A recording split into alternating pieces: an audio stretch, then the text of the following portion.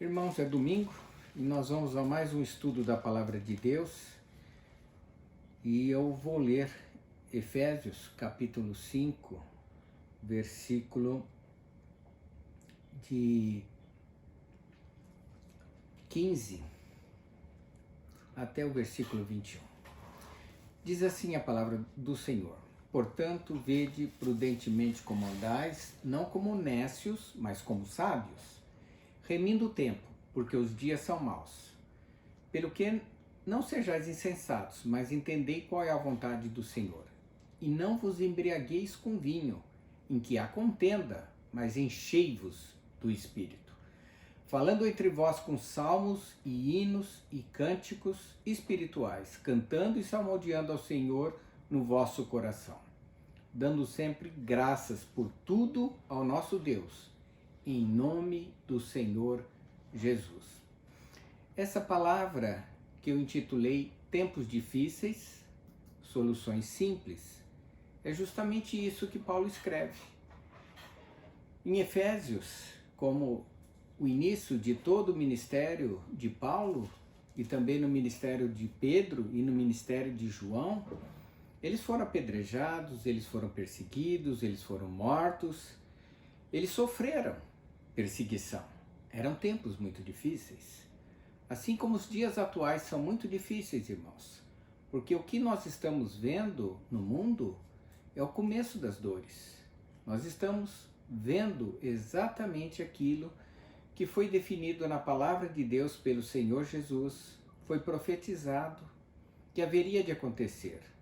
E nós seríamos alvo de perseguição, e nós seríamos alvos de toda contradição, e nós teríamos dificuldade, e nós pensaríamos assim: que tempos difíceis esses que nós estamos passando. Mas a palavra de Deus, ela já anuncia a solução. Ela traz para todo o tempo a solução para as nossas vidas. E quando eu me deparei com essa passagem de Paulo, eu vi, é esse o tempo que nós estamos vivendo. É essa a vontade do Senhor para as nossas vidas.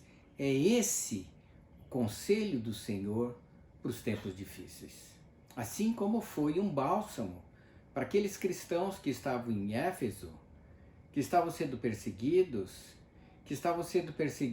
tanto pelos judeus, quanto por aqueles que não eram judeus. A palavra veio como bálsamo. E aqueles que a ouviram, e aqueles que entenderam a palavra de Paulo, viram que o Senhor estava dando a eles a solução para que eles pudessem enfrentar essa situação com bastante lucidez e sensatez. E algumas coisas são ditas. A primeira é que está no versículo 15. Vede prudentemente como andais. Não como tolos, mas com sabedoria. Se vocês lerem em Provérbios, no capítulo 14, no versículo 15, está escrito lá: o simples dá crédito a cada palavra, mas o prudente atenta para os seus passos. Uma pessoa prudente é uma pessoa que pensa e age com sabedoria. Ele não se deixa levar por impulsos. Ele não se deixa levar por qualquer palavra que possa estar sendo divulgada em momentos difíceis. Nós vemos, irmãos, que se nós formos nos fiar, se nós formos confiar no que o mundo está falando, nós entramos em desespero. Há pessoas desesperadas.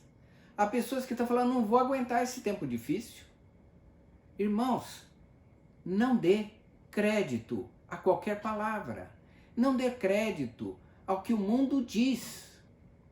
Nós devemos viver com sensatez. A pessoa deve evitar situações inconvenientes ou de perigo, ou situações. A prudência ajuda nós a vivermos sem excessos, nós a vivermos e evitar as faltas, a falar demais, ao agir de modo impulsivo, a se desesperar, a ficar ansioso.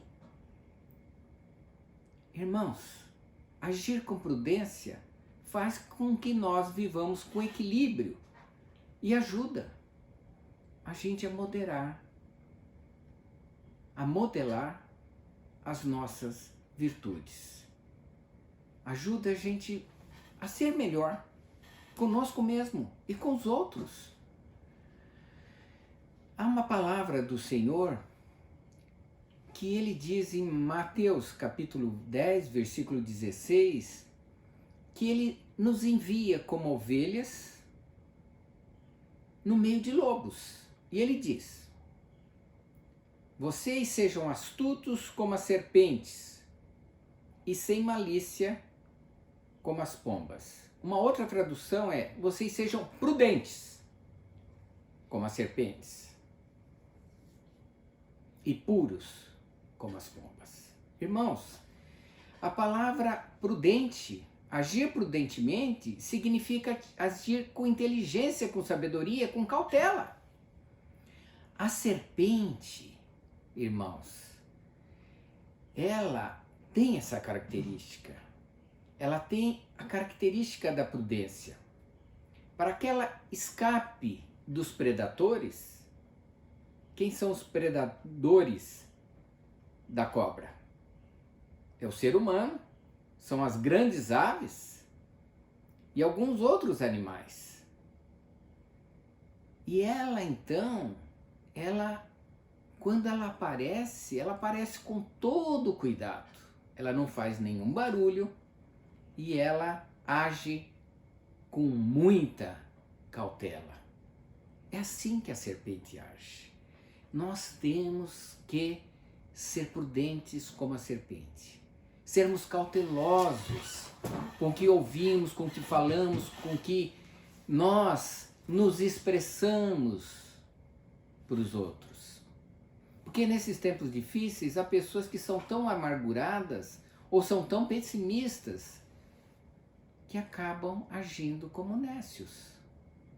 Nós temos que agir com prudência, principalmente em tempos difíceis. Vede prudentemente como você anda. Você tem andado prudentemente, irmão? Você tem andado como as pombas? Sem malícia? Sem maldade? Muitas vezes nós agimos com maldade. Muitas vezes nós nos expressamos com maldade. Muitas vezes nós nos dirigimos aos outros com maldade. A pureza, a ausência de malícia é essência da santidade de Deus em nossas vidas. Vede prudentemente como andais. Andar de forma prudente. Cuidado, não acredite em tudo que você ouve, não faça como o mundo, não se desespere, não entre em desespero, porque o Senhor está cuidando de nós o tempo todo. O tempo todo. Se Ele predisse que esses tempos iam ser difíceis, Ele também predisse que estaria conosco todos os dias até a consumação dos séculos. Portanto, Ele vai estar conosco em toda situação, como Ele esteve com Paulo, como Ele esteve com Pedro, como Ele esteve com João e como Ele esteve com todos os servos dele. Todos aqueles que amam a palavra do Senhor são cuidados pelo Senhor. A segunda coisa que ele diz é no versículo seguinte: remindo o tempo, porque os dias são maus. Remir o tempo. A palavra remir vem do latim. Significa resgatar, pagar, livrar. Traz a ideia de você fazer um pagamento. Remir o tempo significa, irmãos, que nós devemos usar muito bem o tempo, que ele é precioso. Aproveitar toda a oportunidade. Irmãos, esse tempo, e isso eu disse no primeiro sermão que nós fizemos por gravação, é tempo de refletir qual é a vontade do Senhor para a sua vida, aproveitar esse tempo ao máximo com o Senhor. Porque você está em casa, você está com as pessoas que você ama, você tem que colocar as coisas em dia com todos aqueles que são mais próximos com você. Você tem tempo para orar, você tem tempo para meditar na palavra do Senhor. O Senhor deu esse tempo antes dos tempos mais difíceis que virão. Nós temos que aproveitar muito bem esse tempo. Já são 7 ou 8 meses e nós devemos aproveitar da melhor forma, tirar o melhor proveito desse tempo, porque os dias são maus. Veja que ele usa que nós temos que remir o tempo porque os dias são maus. Aproveitar esse tempo ao máximo, irmãos. Aproveitar esse tempo para estar com o Senhor o maior tempo possível. Aumentar o seu tempo de oração, aumentar o seu tempo de estudo da palavra, aumentar o seu tempo de comunhão com os irmãos, aumentar esse tempo ao máximo, irmãos, porque os dias são maus. Aproveitar esse tempo para crescer na graça e no conhecimento do Senhor. Aproveitar esse tempo para subir na estatura de cristão, ser mais próximo ao Senhor, mais parecido com Ele. E se você lê em Efésios, no capítulo 5, no primeiro versículo, ele diz: sede imitadores de Deus. Remir o tempo é aproveitar o tempo para você ser mais parecido com o Senhor que você pudesse ser. O tempo é difícil, mas a solução já foi dada.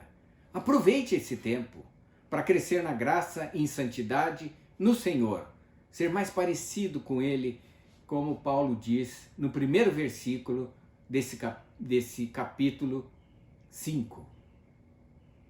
Sede imitadores de Deus. Ele fala, o texto completo é: sede imitadores de Deus como filhos amados.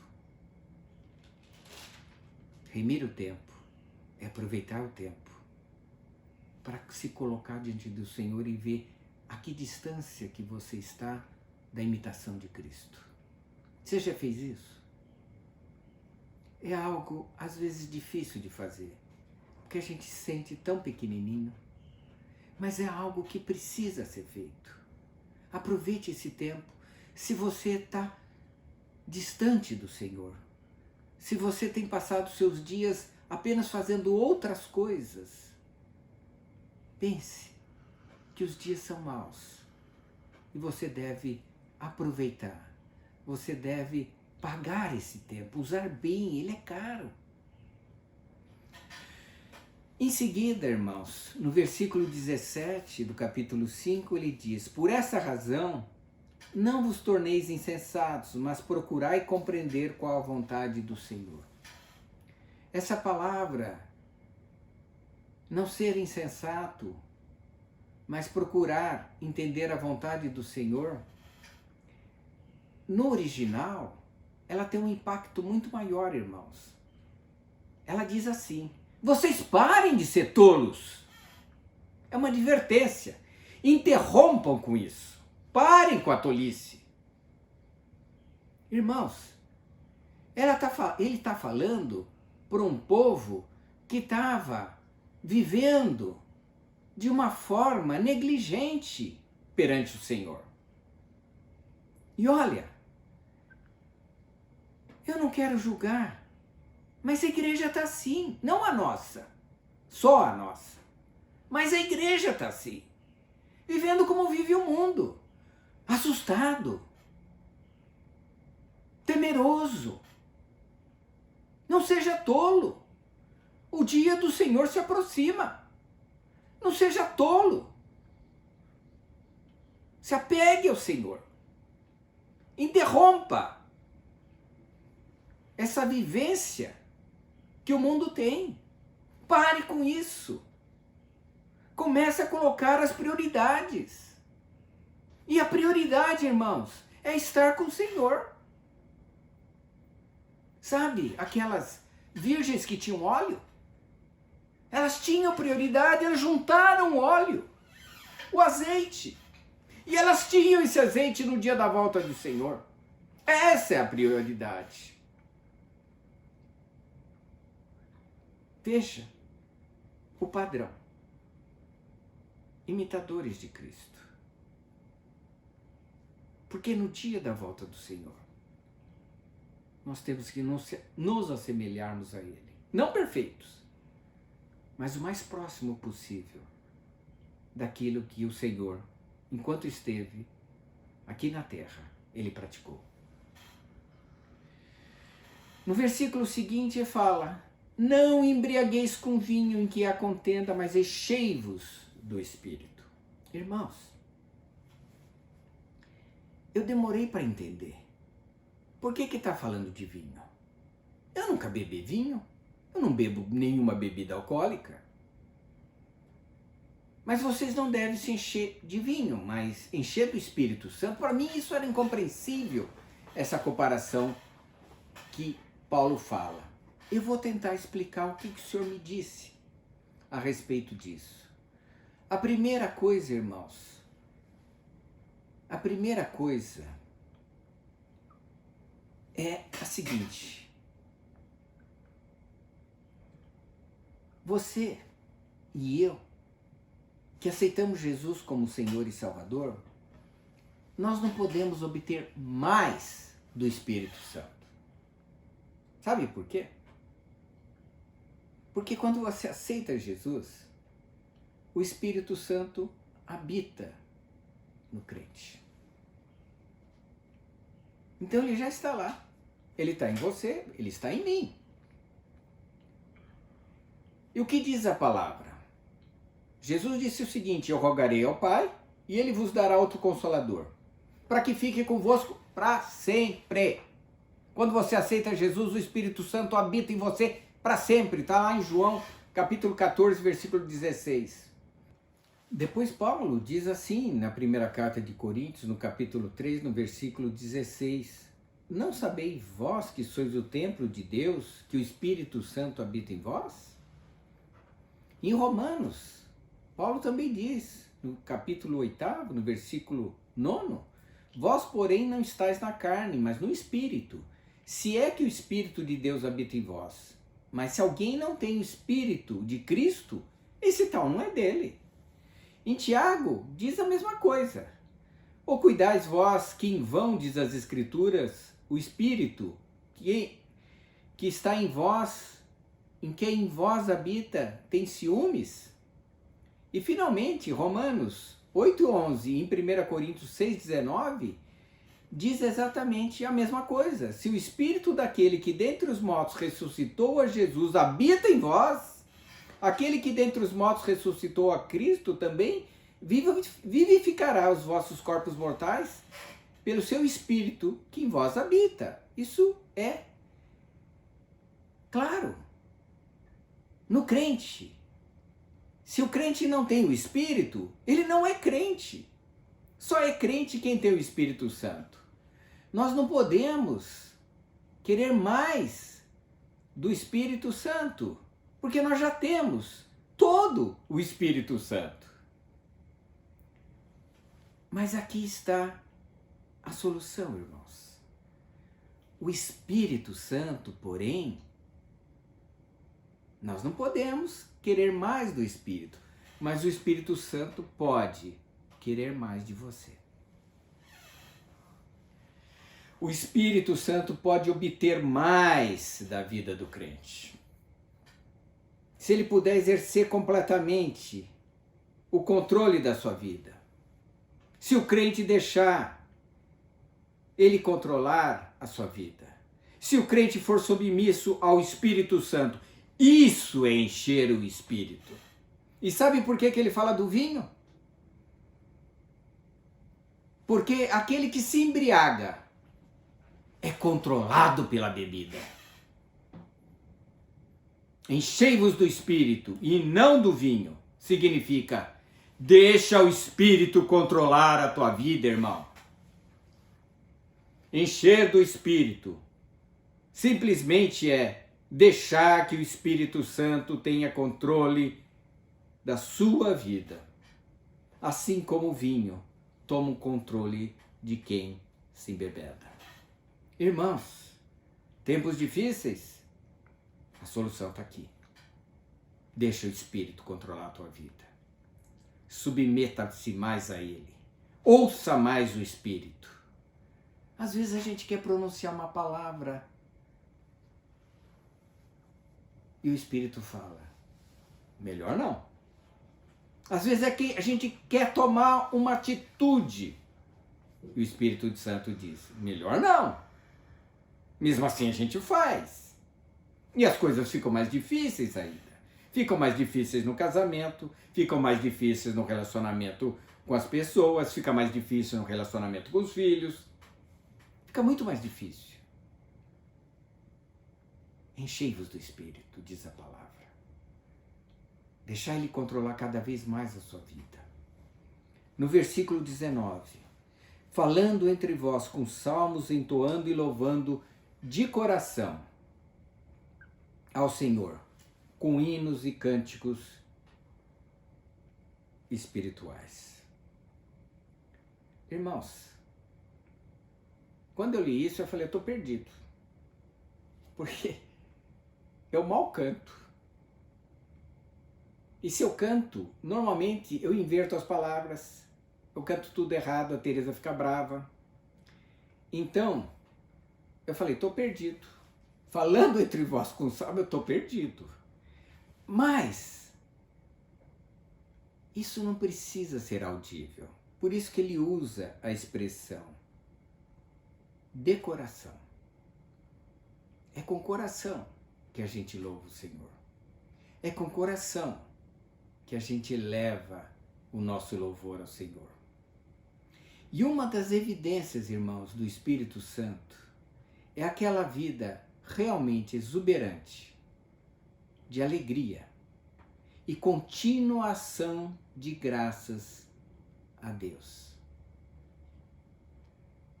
O que ele está dizendo aqui? Tempos difíceis? Está muito difícil, irmãos? Cante louvores. Está muito difícil? Encha-se de salmos espirituais.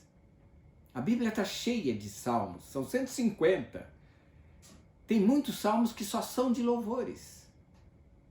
Lembrando a palavra, ganhando confiança, que o Senhor está cuidando de você.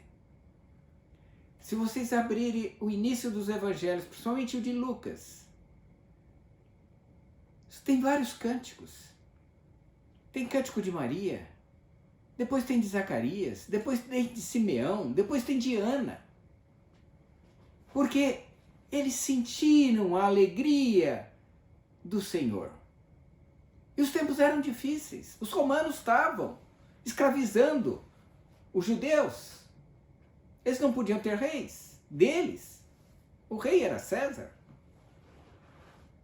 Mas eles encontraram a salvação do Senhor. E eles louvaram o Senhor. Irmãos, você encontrou a salvação do Senhor.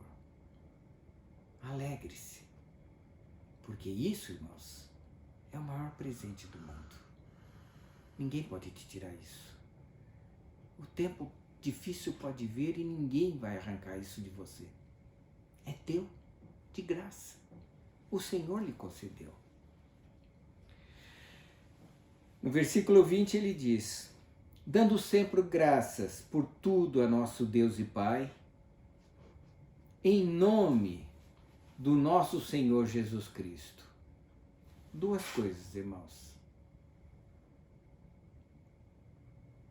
Sempre e tudo. Sempre e tudo. Sempre significa continuamente, a toda hora, a todo momento. Recebeu uma notícia que não te agradou? Dê graças ao Senhor. Continuamente, dê graças ao Senhor. Dê graças por você acordar. Dê graças por você ter o café da manhã. Ter graças pelo teu almoço. Dê graças pelo teu trabalho. Dê graças pelo teu emprego. Dê graças pelo salário que você recebe. Dê graças em tudo. Dai graças a Deus em tudo, irmãos. Em tudo. A nossa vida é dar graças a Deus. Dar graças a Deus porque você pode ouvir esse sermão. Dar graças a Deus porque a igreja pode possibilitar a você de ter os pastores ensinando a palavra. Ter graças de Deus porque você pode ler a Bíblia. Dê graças de Deus porque o Senhor está cuidando de você e da sua família. Dê graças, torne isso realidade na sua vida. Se a gente olhar para o mundo está desesperado, mas nós temos quem cuide de nós. O Senhor cuida de cada um de nós, irmãos. Dê graças, porque Ele está cuidando. Torne realidade isso no seu dia a dia. Realidade. Você está vendo o que o Senhor está fazendo. Por isso você dá graças. Você está vendo. É uma evidência. O fato é esse. O Senhor está cuidando de você. Sempre. Até a consumação dos séculos. Estarei convosco até a consumação dos séculos. E finalmente, irmãos, o último versículo é o 21. Sujeitando-vos uns no temor do Senhor. Irmãos, o mundo virou de ponta cabeça. As mulheres e os homens estão digladiando-se no casamento. Os filhos estão rebeldes aos pais. E aqui então Paulo passa a dar conselhos. Tempos difíceis, solução fácil. Sujeitai-vos uns aos outros, no amor, no temor de Deus. E ele traz várias recomendações. Mulheres, sujeite aos vossos maridos como ao Senhor. Sujeite a vossos maridos como ao Senhor. Segundo, maridos, ame as suas próprias mulheres como a seus próprios corpos. Quem ama a sua mulher, ama-se a si mesmo. Isso é um bom conselho, irmãos. Porque, às vezes, as relações conjugais estão muito difíceis. Mas, olha que solução. Se você se sujeitar um ao outro, como Cristo ensinou, você é feliz. E os filhos? Filhos, sede obedientes aos vossos pais no Senhor. Está lá no capítulo 6, do versículo 1. E diz mais, honra teu pai e tua mãe. Isso já estava no Antigo Testamento, que é o primeiro mandamento com promessa. A promessa é, terá longa vida sobre a face da terra. Quando eu penso na minha mãe que está com quase 100 anos, eu falo a ela, essa honrou seu pai e sua mãe.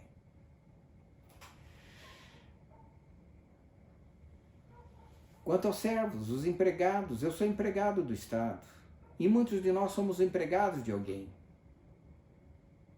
Não servindo à vista, como para agradar o chefe, aos homens, mas como servo de Cristo. Quando eu fico sobrecarregado, irmãos, eu fico pensando, para quem que eu estou trabalhando? É para o advogado da outra parte, advogado dessa parte? Não. Estou trabalhando para o Senhor e eu tenho que fazer da melhor forma possível. Seu patrão é um chato, você não está trabalhando para ele, irmão. Você está trabalhando para o Senhor. Sabendo que cada um de nós receberá do Senhor todo o bem que tiver feito. Todo o bem que você tiver feito para o outro, mesmo para os chatos, você vai receber do Senhor. E aqueles que são chefes ou são senhores, fazei o mesmo para com eles, deixando as ameaças, sabendo também que o Senhor deles e vosso está lá no céu. E para Jesus não há nenhuma acepção de pessoas. Ele é Senhor de todos nós. Irmãos, os tempos difíceis, mas as soluções são simples. Eu falei do capítulo 5 de Efésios, do versículo 15 ao versículo 21, irmãos. Só recapitulando, prudentes, aproveitando o tempo, descobrir qual é a vontade do Senhor nesses tempos difíceis. Ele tem uma vontade nesse tempo. Ele tem algo para você nesse tempo. Encher do Espírito, deixar Ele controlar a tua vida cada vez mais. Falando com salmos, hinos e cânticos de coração. E dar graças a Deus por tudo. E o versículo 21, irmãos, é a recomendação que Paulo dá para você evitar dissabores no contato com as pessoas mais próximas. Que a graça do Senhor esteja com todos aqueles que amam ao Senhor Jesus com sinceridade.